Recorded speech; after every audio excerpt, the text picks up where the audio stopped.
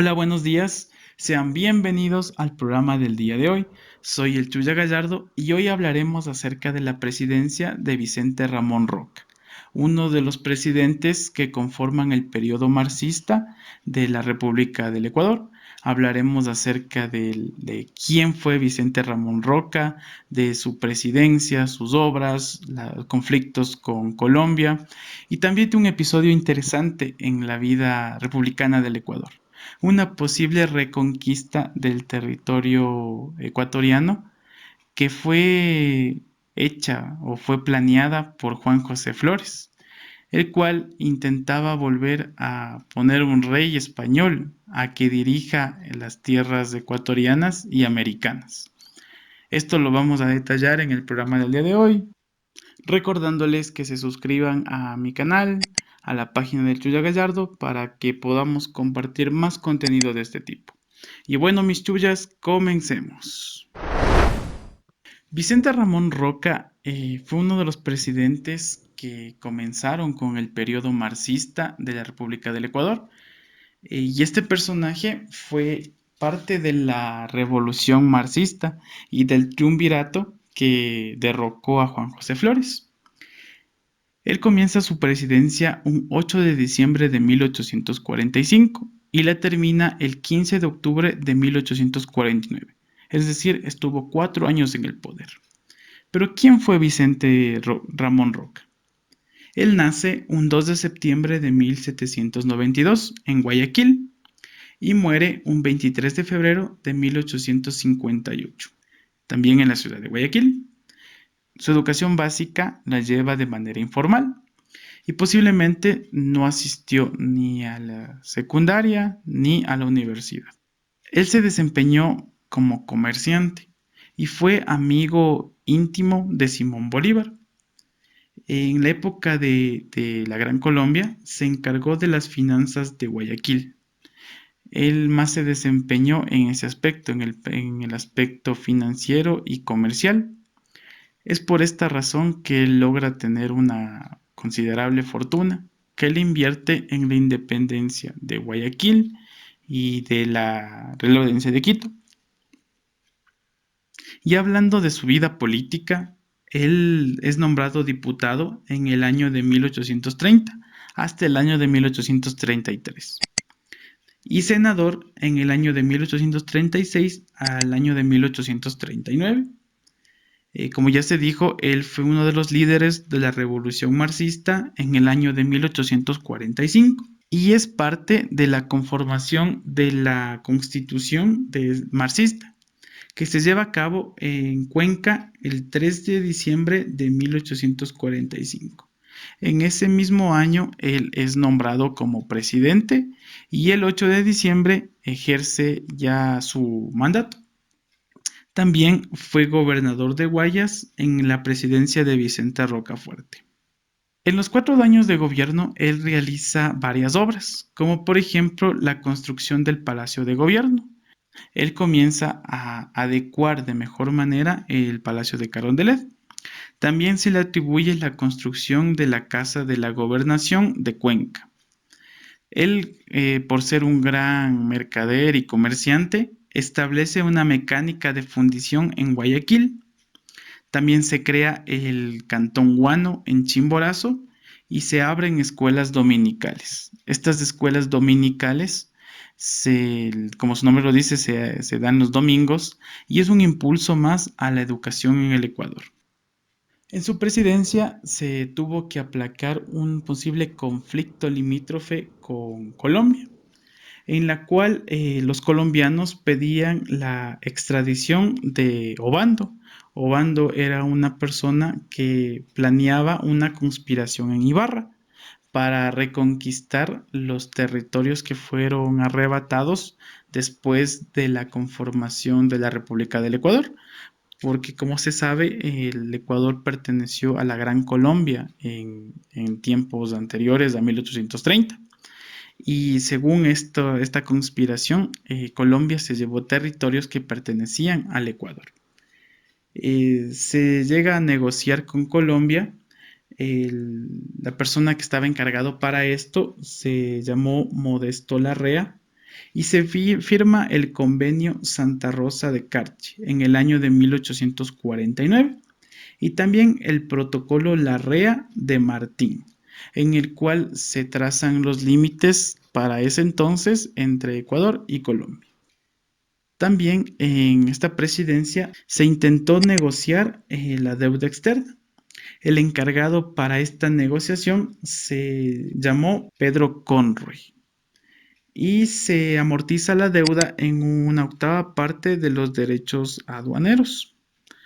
Es decir, que la deuda externa en esa época intenta tener un pago efectivo, pero como ya se dijo, se logró únicamente ceder los derechos aduaneros a ese país. El Ecuador desde esa época fue netamente un país exportador de materias primas y este convenio benefició a Inglaterra ya que estaban en plena revolución industrial y necesitaban la materia prima para poder tener una producción más amplia. Ahora hablemos acerca de la posible reconquista del territorio ecuatoriano. La persona que intentó o planeó esta reconquista fue el expresidente Juan José Flores, el cual se vio afectado por haber dejado el poder y porque no se le dio el debido respeto como padre fundador de la República del Ecuador. Pero ¿cómo comienza esta historia? Primero, comienza con asesinatos de partidarios de Juan José Flores, en específico el asesinato de Otamendi, mano derecha de Juan José Flores. Se dan sublevaciones de los partidarios del florianismo el 5 de abril de 1846 en Quito y Guayaquil y llegan hasta el 27 de septiembre del mismo año. Estas rebeliones son aplacadas por el gobierno de Roca y Juan José Flores, ya exiliado en Europa, comienza a recorrer las cortes de los países europeos. Va a los países de España, Francia y Austria y es recibido con honores, principalmente por su calidad de libertador de América y por el carisma que caracterizaba a Juan José Flores. Habla con María Cristina de Borbón, dos Sicilias, madre de la reina Isabel II de Borbón. Esto estamos hablando de la corona española. Le cuenta acerca de su plan de reconquista del territorio ecuatoriano.